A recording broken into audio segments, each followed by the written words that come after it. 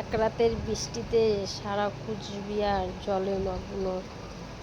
আজ যদি সারা দিন বৃষ্টি হয় তো অবশ্যই বন্যার সংকেত। হে ভগবান, আসাম তো বন্যায় ডুবে গেল।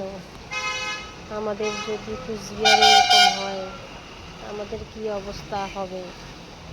তার উপরেও তো লক্ষ্মীর ভাণ্ডার অন্নপূর্ণা বন্ধ করে দিয়েছে।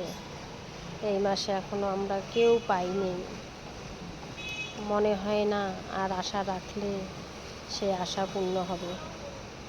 আমরা মনে হয় না আর অন্নপূর্ণা ভাণ্ডার পাবো বা দিবে আমাদের নতুন সরকার।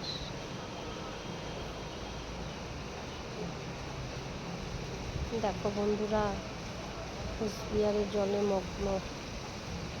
তো আমি কাজের মাঝখানে 4 তলার উপর থেকে জুম করে রাস্তার ছবিটা তুললাম।